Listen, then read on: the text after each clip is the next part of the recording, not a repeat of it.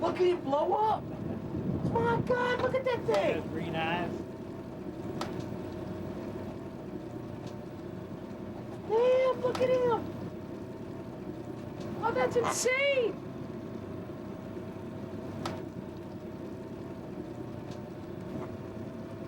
I mean, I knew they puffed up, but I didn't think they'd get that big.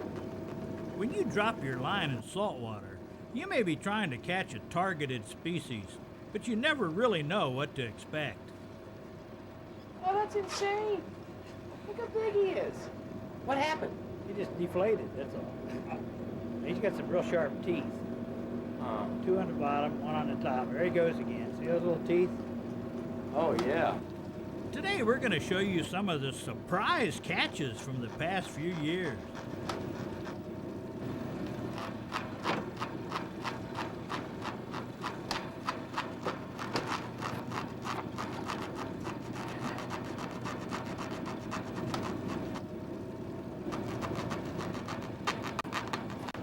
It's rap music. Rap Master Jim. Make him deflate. Whoa. See, he performs right on top. How did you do that? Oh, it's secret. I'll tell you someday. I taught you some of the things I know, but not everything. How'd you make him de-gush there? It's magic, I told you. Damn.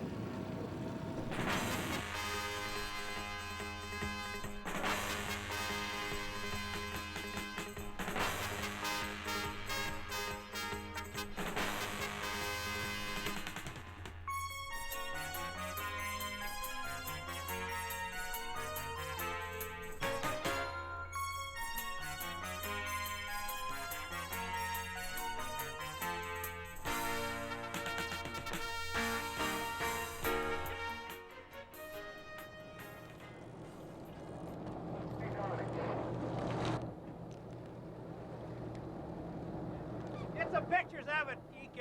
It's a sturgeon. It's a sturgeon. Now, we were fishing for small gray trout near the Chesapeake concrete ships when this sturgeon surprised us. You want to take it? That's my first sturgeon ever, yeah. Sturgeon for the surgeon. Sturgeon for the surgeon. He's 34 inches long. Okay. That's okay. You ready? Ready. Pretty work. Now, this is what they look like about 100 years later, and we're in the Columbia River Gorge. Ready. Pretty work. Usually that size fish could weigh another 100 pounds.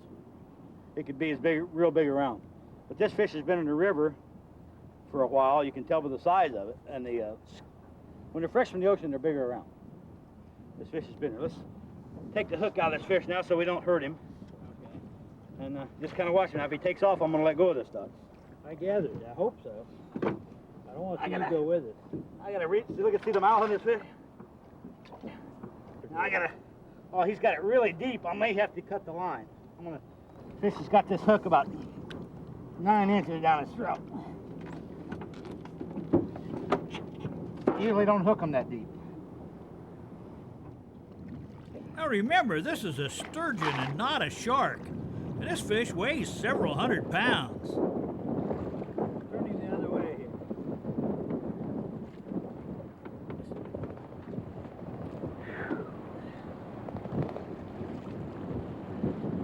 He feels good size.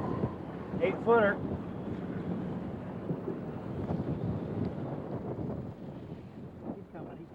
He's coming up.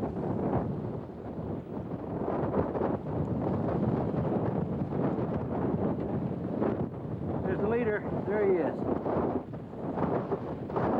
All of us have been known to tell fish tales occasionally, but the Oregon Historical Society can document one that didn't get away. Fishing with Pete Ambrose off Chesapeake, Virginia for Tautog yielded this surprise. Now, there ain't nothing illegal about a hook and line lobster, is there?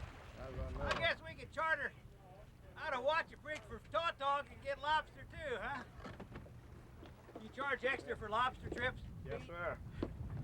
I'll just confiscate the lobster.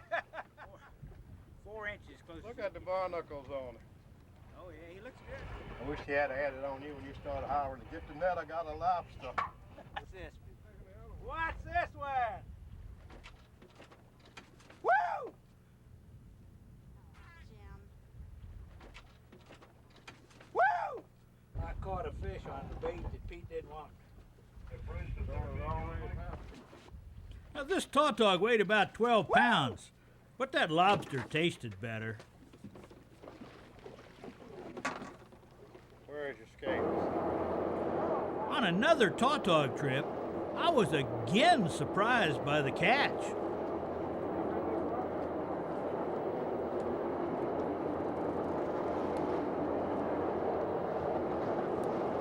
Yes, yes, yes!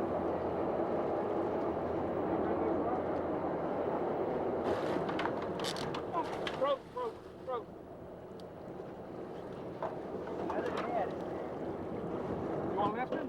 Not too high. Beautiful.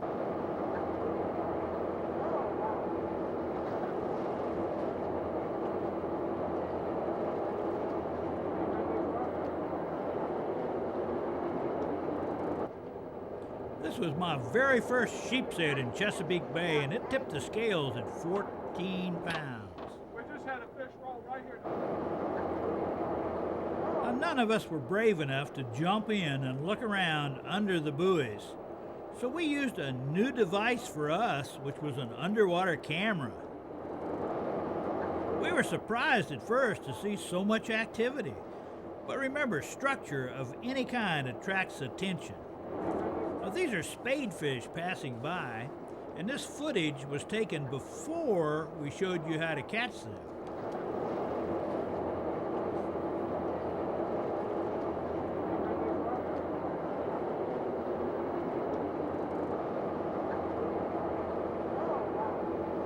And what we were really seeking today were triggerfish, which we knew how to catch. Ricky, that's when you hook up, we'll get a more experienced man around. Yeah, that's right. Actually, I'm off for that. I'm ready for that. Yeah. That's a big trigger.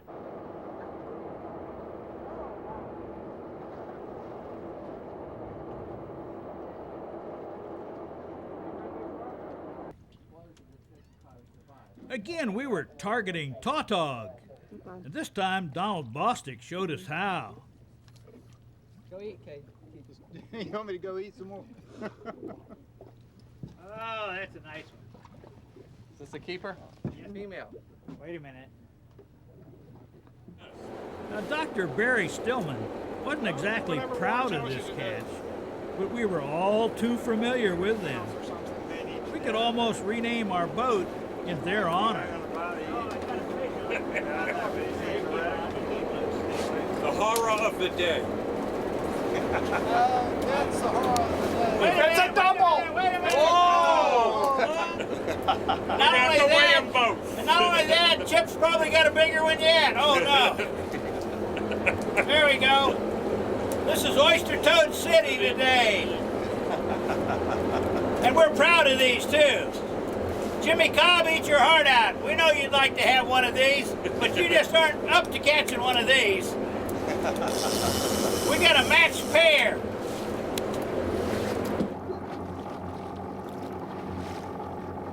Now, this species is really graceful and beautiful compared to the ignominious toadfish. It usually surprises us while drifting for flounder. Although it has a few sharp horns on the gill plate, its skin is smooth. It literally walks on the bottom on its feet. Isn't it graceful? It's absolutely beautiful. And those are those feet. It literally walks across the bottom. Now, these large pectoral fins let it move around freely compared to the lobster that can only walk on the bottom. Got it. Now, these beautiful fish, which resemble giant angelfish, appear around structure in schools which number in the thousands. Also, they're delicious to eat and easy to catch.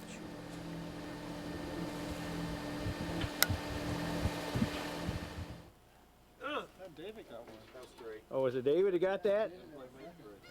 Okay, if it was David, then it was David. David's leading in 2 things now. Did I get one? Yeah, you got one. 12 pounds 3 ounces. Put my name on that one because Because that's a good enough one to be yours, huh? hang on. You're gonna get Angler of the Month, this one for that one. 51. 52 inches. 52 inches. And that's 51 and 3/4 inches in length and 12 and a half for. Yep, you A lot of people are good at a lot of things, but being a conger expert takes a real pro. And remember, if you're going to be a pro, you got to go where the pros go and do what the pros do. And if you want any tips on conger fishing, give me a call at BR549. Put David's on there and push the scale a little bit. You know, a lot of people say a lot of things about us. They call us liars. They say we make stuff up. They say we're always bragging on everything. But let me tell you this. Show me one other boat that's went out here today in this whole marina and caught a whole ton of these conger eels. Just show me one other boat. You know, folks, people always ask us how we always catch so many good fish and big fish and all these off-the-wall fish. Look at these congers here. Well, there's a secret. You got to know how to do the conger dance. And here we go. Okay, all together now. 1, 2, 3.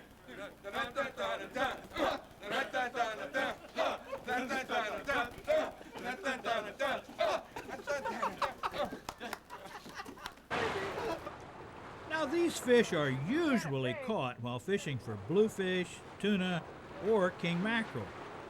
They look very characteristic. They are not tuna. I repeat, not tunas. You will never take a second helping or even return to the kitchen where they were cooked. So please take a very, very good look at these fish. Tip it a little bit. Turn it right side up so we can see it. We got it upside down. Yeah, now hold on because he's going to take off in a minute.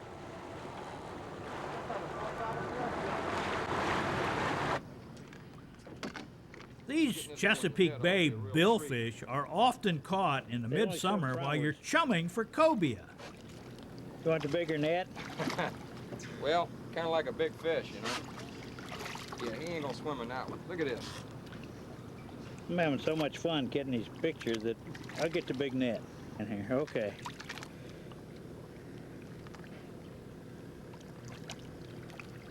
Hang on, here he comes.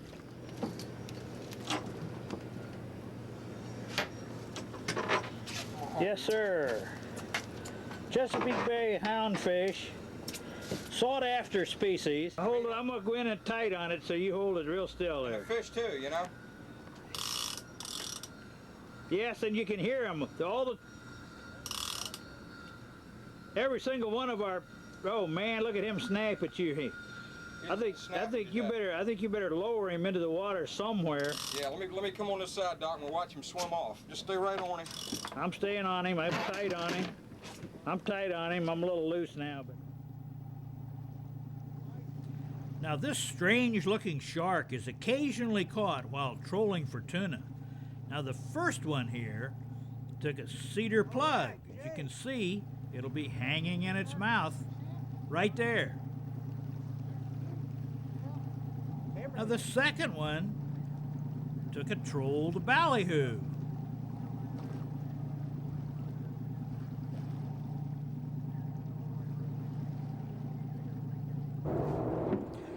Now this true shark grows up to a maximum of 4 feet, and every angler knows to avoid his dentures. But don't forget his other defense equipment too. Okay. That thing's 3 feet long. What do you call that? Shiny? Now directly in front of the dorsal fin is a real bony, solid spike, and he really knows how to use it. Always, always be careful when you're dealing with sharks. That's the first one, and there's another one in front of the other dorsal fin too. Just like that. Coming back up again. This time we'll net him.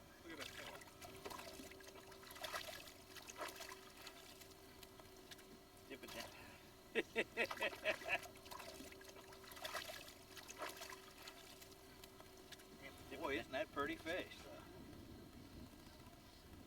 though? No, he doesn't have buck, not puffing up. He's just strong as anything. He's got a nice tail here. He's got these stripes all over the top. Yeah, he's got puffer teeth like, but he's not. He's going back in a second. That is a pollock. It's a cold water fish. He was hanging around Virginia Beach too long this spring and got nailed. Pollock, they tend to be a lot darker than cod. Black-backed, they feed just above the bottom. That's why their mouths are a little pointier. Let me come let you have the camera. Yeah, I got a good picture of him now. We gotta take him in. Is that right? Yeah. All right. We can land this one. I want to let him loose in Broad Bay. Water skier's delight. Yes. Okay, you want me to quit taking? That is a big Virginia flounder.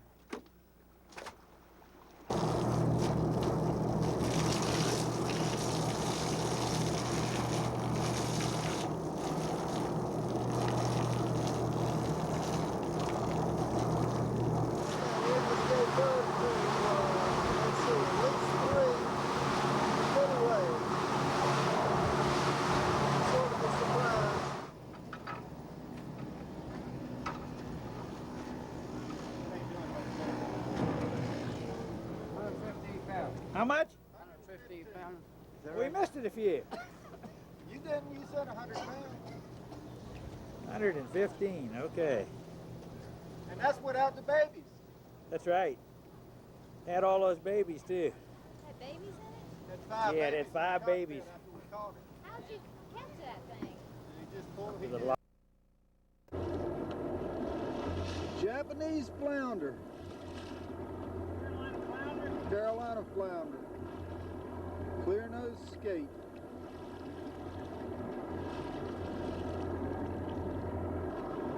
I think that's a good call. Nice call.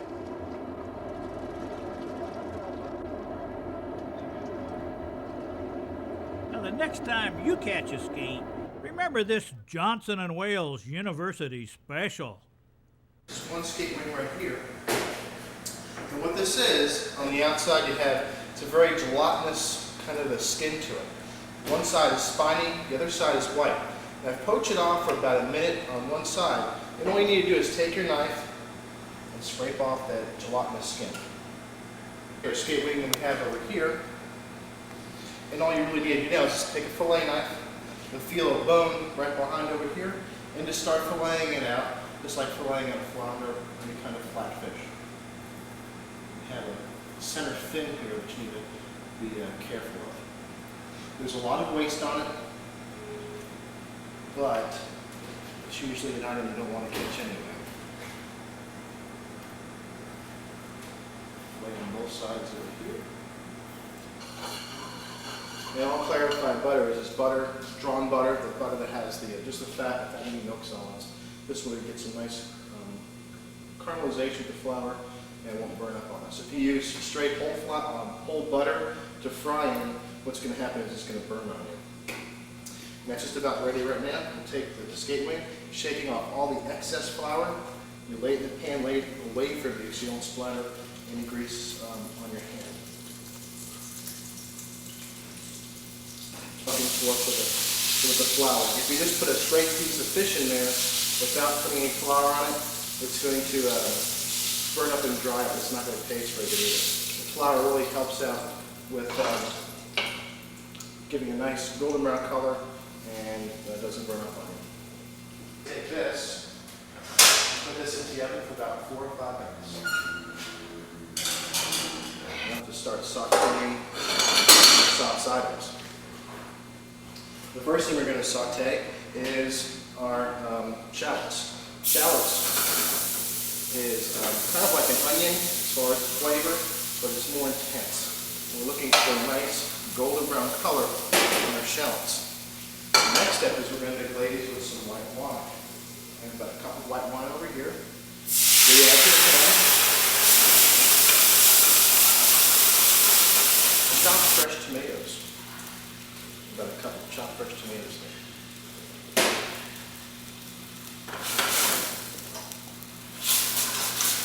We have some set mushrooms over here.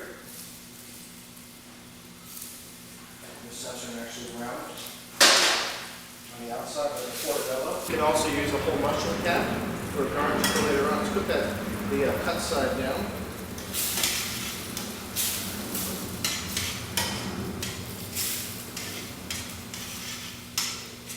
It's kind of like a stew or ragu. We're going to add some capers in. The capers are the unopened bud of the Capernaum plant. They're kind of salty. They're treated in a brine, and that'll be our salient agent, our salt agent in this to give us a nice flavor. The juice of half a lemon.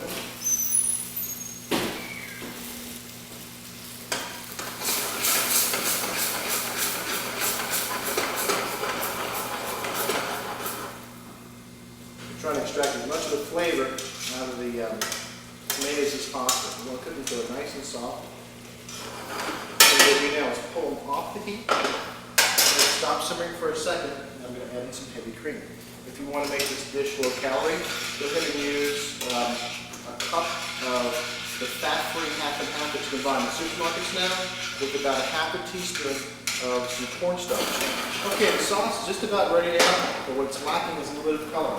So we're going to add about a tablespoon of chopped parsley in there, so we get a very nice color to it. Have the steak, so we pull that out of the oven.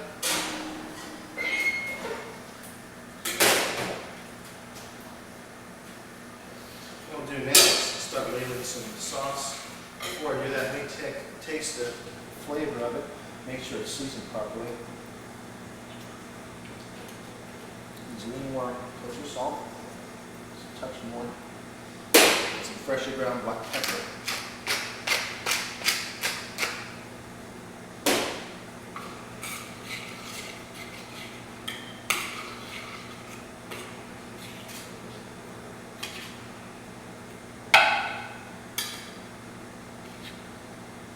Ragu in the center here.